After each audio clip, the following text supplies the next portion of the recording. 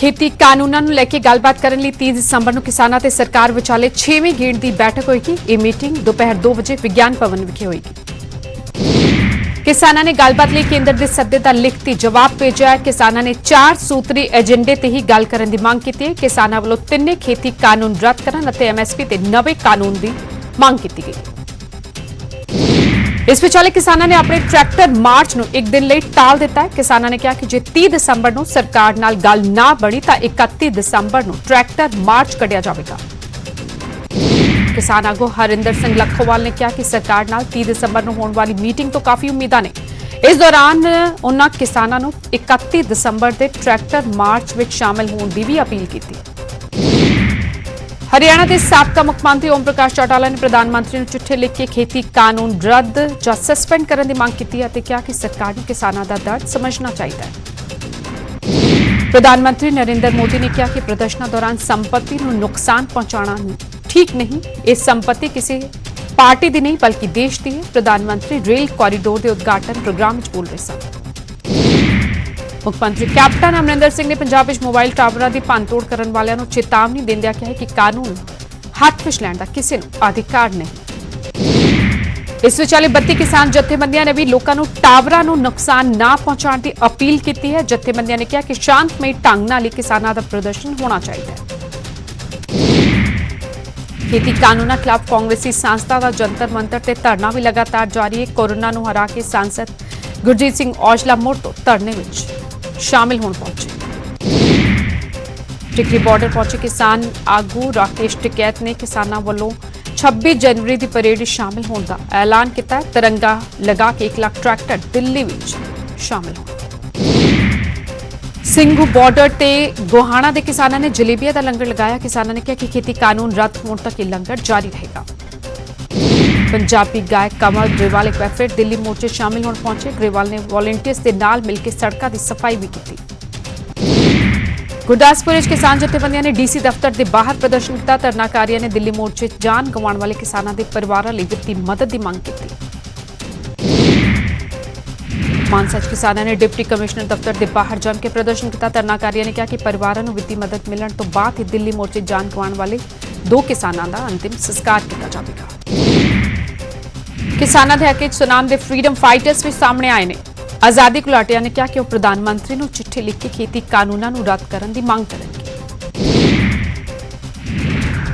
रोपड़ी toll plaza ते किसानों का धरना लगातार जारी। किसानों ने लंबे समय तो प्लाजा बंद किया होया ते वाहन मुफ्त चों इत्थों लंघ रहे। हरियाणा में टोल प्लाजा बंद होने नाल टोल कंपनियों को नुकसान हो रहा है। इकल्ले रोहतक नेड़े ही 5 टोल प्लाजिया ते रोजाना 1 करोड़ रुपए का नुकसान हो रहा है। टिकरी बॉर्डर से खेती कानूनों खिलाफ 11 किसानों ने भुख हड़ताल शुरू कर दी। चरखी दादरी का एक किसान हल लैके दिल्ली मोर्चे शामिल होया। सोनीपत के पूरी पिंड के किसानों ने भी खेती कानूनों खिलाफ भुख हड़ताल शुरू कर दी। किसानों ने कहा कि खेती कानून रद्द होने तक यह धरना जारी रहेगा। गोहाना में भी किसान जथेबंदियों ने खेती कानूनों खिलाफ आंदोलन तेज करने का ऐलान किया। किसान आगुआ ने कहा कि वह 31 दसंबर को कई किलोमीटर लंबा मार्च कढ़णगे। पंजाब के वड्डी गिणती किसान दिल्ली मोर्चे शामिल ने। समाणा तो भी किसान दिल्ली में डटे हुए हैं, जिस कारण औरतों ने घर के नाल खेतीबाड़ी की कमान भी संभाली हुई है। शंभू बॉर्डर के बच्चे बुजुर्ग और महिलावां भी किसानी आंदोलन में डटियां हुई ने। किसानों ने शंभू टोल प्लाजा को अणमिथे समय लिए वाहनों लिए मुफ्त किया हुआ है। पंजाबी कलाकार गुरप्रीत घुग्गी ने किसानी संघर्ष को तेज करने की अपील की। उन्होंने कहा कि इस आंदोलन में हर वर्ग के लोग अपनी गड्डियां ते किसानी झंडे लगा के दिल्ली पहुंचे। पंजाब बीजेपी ने कांग्रेसी सांसद रवनीत बिट्टू के खिलाफ हल्ला बोल दिता है। बीजेपी प्रधान अश्विनी शर्मा ने बिट्टू खिलाफ मामला दर्ज करने की मांग की है। पंजाब बीजेपी ने 31 दसंबर को पूरे सूबे प्रदर्शन करने का भी ऐलान किया। बीजेपी ने 2 जनवरी को लुधियाना भुख हड़ताल का भी ऐलान किया। इल्जाम ने कि बिट्टू ने किसान आंदोलन से विवादित बयान दिता है। बीजेपी ने कैप्टन सरकार से शहरी नक्सलवाद को शह देने का इल्जाम लाया। बीजेपी नेता तरुण चुग ने कहा कि सूबा सरकार कानून व्यवस्था कायम नहीं रख पा रही। उधर कांग्रेसी सांसद जसप्रीत डिंपा ने तरुण चुग से पलटवार किया। उन्होंने कहा कि बीजेपी के आगू झूठ बोलने माहिर ने। पंजाब यूथ कांग्रेस ਪ੍ਰਧਾਨ ਬਰਿੰਦਰ ਢਿੱਲੋਂ ਨੇ ਕਿਹਾ ਕਿ ਸੂਬੇ 'ਚ ਬੀਜੇਪੀ ਨੂੰ ਕੋਈ ਪਸੰਦ ਨਹੀਂ ਕਰ ਰਿਹਾ, ਜਿਸ ਕਾਰਨ ਬੀਜੇਪੀ ਲੋਕਾਂ ਨੂੰ ਗੁੰਮਰਾਹ ਕਰਨ ਵਿੱਚ ਲੱਗੀ ਹੋਈ ਹੈ। ਉਧਰ ਮੋਬਾਈਲ ਟਾਵਰਾਂ ਨੂੰ ਨੁਕਸਾਨ ਪਹੁੰਚਾਉਣ ਦੇ ਮਾਮਲੇ 'ਚ ਬਰਿੰਦਰ ਢਿੱਲੋਂ ਨੇ ਕਿਹਾ ਕਿ ਵਿਰੋਧ ਦੇ ਹੋਰ ਵੀ ਤਰੀਕੇ ਨੇ। ਟਾਵਰਾਂ ਨੂੰ ਨੁਕਸਾਨ ਪਹੁੰਚਾਉਣ ਨਾਲ ਬੱਚਿਆਂ ਦੀ ਪੜ੍ਹਾਈ ਅਤੇ ਹੋਰ ਸਹੂਲਤਾਂ ਪ੍ਰਭਾਵਿਤ ਹੋ ਰਹੀਆਂ ਨੇ। ਇਸ ਵਿਚਾਲੇ ਦਿੱਲੀ ਮੋਰਚੇ ਸ਼ਾਮਿਲ ਇੱਕ ਹੋਰ ਕਿਸਾਨ ਨੇ ਦਮ ਤੋੜ ਦਿੱਤਾ। ਮਾਨਸਾ ਦੇ ਪਿੰਡ ਧਰਮਪੁਰਾ ਦੇ ਰਹਿਣ ਵਾਲੇ 72 ਸਾਲਾ ਕਿਸਾਨ ਪਿਆਰਾ ਸਿੰਘ ਦੀ ਠੰਡ ਕਾਰਨ ਮੌਤ ਹੋ ਗਈ। ਖੇਤੀ ਕਾਨੂੰਨਾਂ ਖਿਲਾਫ ਟਿਕਰੀ ਬਾਰਡਰ ਤੇ ਖੁਦਕੁਸ਼ੀ ਕਰਨ ਵਾਲੇ ਵਕੀਲ ਦੀ ਮ੍ਰਿਤਕ ਦੇਹ ਜਲਾਲਾਬਾਦ ਵਿੱਚ ਉਹਨਾਂ ਦੇ ਘਰ ਪਹੁੰਚਾਏਗੀ। ਬਾਰ ਐਸੋਸੀਏਸ਼ਨ ਨੇ ਪੀੜਤ ਪਰਿਵਾਰ ਲਈ ਸਰਕਾਰੀ ਨੌਕਰੀ ਅਤੇ ਵਿੱਤੀ ਮਦਦ ਦੀ ਮੰਗ ਕੀਤੀ ਹੈ। ਮੁਕਤਸਰ ਸਾਹਿਬ ਵਿੱਚ ਧੁੰਦ ਕਾਰਨ ਇੱਕ ਕਾਰ ਦੀ ਬੱਸ ਨਾਲ ਸਿੱਧੀ ਟੱਕਰ ਹੋ ਗਈ। ਹਾਦਸੇ 'ਚ ਕਾਰ ਸਵਾਰ 3 ਲੋਕ ਬੁਰੀ ਤਰ੍ਹਾਂ ਜ਼ਖਮੀ ਹੋ ਗਏ, ਜਿਨ੍ਹਾਂ ਵਿੱਚੋਂ ਇੱਕ ਦੀ ਹਾਲਤ ਗੰਭੀਰ ਬਣੀ ਹੋਈ ਹੈ। ਹਿਸਾਰ ਦੇ ਪ੍ਰੇਮ ਨਗਰ ਇੱਕ ਨੌਜਵਾਨ ਦਾ ਗੋਲੀਆਂ ਮਾਰ ਕੇ ਕਤਲ ਕਰ ਦਿੱਤਾ ਗਿਆ। ਕਤਲ ਦੀ ਵਜ੍ਹਾ ਪੁਰਾਣੀ ਰੰਜਿਸ਼ ਦੱਸੀ ਜਾ ਰਹੀ ਹੈ।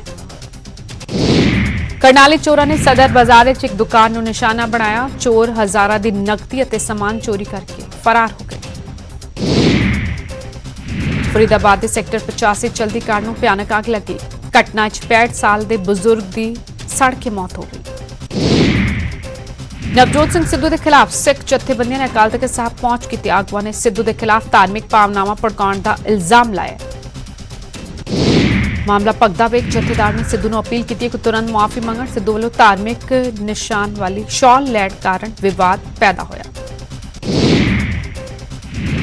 ਫਤਿਆਬਾਦ ਦੇ ਸਿਹਤ ਵਿਭਾਗ ਨੇ ਲਿੰਗ ਜਾਂਚ ਰੈਕੇਟ ਦਾ ਪਰਦਾਫਾਸ਼ ਕੀਤਾ। ਵਿਭਾਗ ਨੇ ਮਹਿਲਾ ਏਜੰਟ ਨੂੰ ਹਿਰਾਸਤ ਵਿੱਚ ਲੈ ਕੇ 46,000 ਰੁਪਏ ਬਰਾਮਦ ਕੀਤੇ।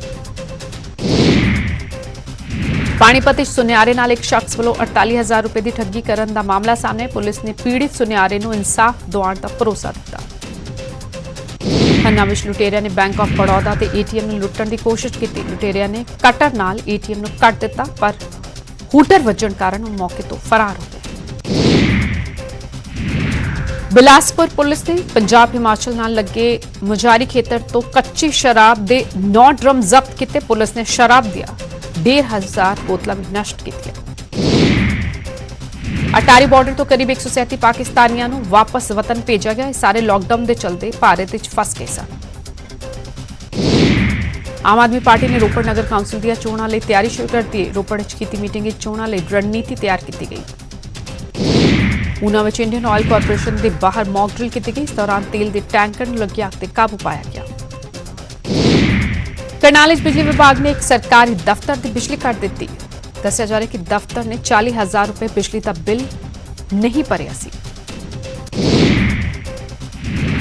ਬੰਬ ਹੋਣ ਦੀ ਸੂਚਨਾ ਮਿਲਣ ਤੋਂ ਬਾਅਦ ਸ਼੍ਰੀਧਾਮ ਐਕਸਪ੍ਰੈਸ ਨੂੰ ਫਰੀਦਾਬਾਦ ਰੇਲਵੇ ਸਟੇਸ਼ਨ ਤੇ ਰੋਕ ਲਿਆ ਗਿਆ। ਇਹ ਰੇਲ ਗੱਡੀ ਨਿਜ਼ਾਮੁਦੀਨ ਤੋਂ ਜਬਲਪੁਰ ਜਾ ਰਹੀ ਸੀ।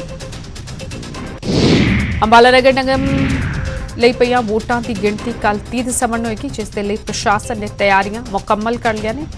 ਵੋਟਾਂ 27 ਦਸੰਬਰ ਨੂੰ ਪਈਆਂ ਸਨ।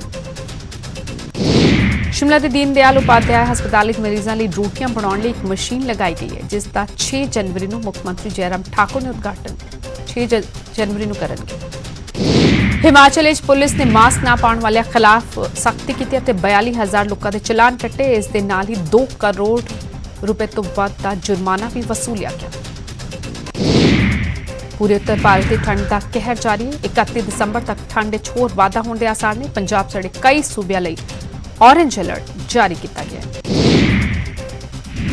ਉਧਰ ਮਨਾਲੀ 'ਚ ਬਰਫ਼ਬਾਰੀ ਤੋਂ ਬਾਅਦ ਵੱਡੀ ਗਿਣਤੀ ਸੈਲਾਨੀ ਇੱਥੇ ਪਹੁੰਚ ਰਹੇ ਨੇ। ਮਨਾਲੀ 'ਚ ਭਾਵੇਂ ਧੁੱਪ ਖਿੜੀ ਹੈ, ਪਰ ਠੰਡ ਘੱਟ ਨਹੀਂ ਹੋਈ। ਪ੍ਰਸ਼ਾਸਨ ਨੇ ਬਰਫ਼ ਹਟਾਉਣ ਦਾ ਕੰਮ ਸ਼ੁਰੂ ਕਰ ਦਿੱਤਾ ਹੈ। ਚੰਬਾ ਵਿੱਚ ਵੀ ਬਰਫ਼ਬਾਰੀ ਕਾਰਨ ਸਫੇਦ ਚਾਦਰ ਵਿਛੀ ਨਜ਼ਰ ਆਈ। ਵੱਡੀ ਗਿਣਤੀ ਸੈਲਾਨੀ ਮੌਸਮ ਦਾ ਲੁਤਫ ਉਠਾਉਣ ਚੰਬਾ ਪਹੁੰਚ ਰਹੇ ਨੇ।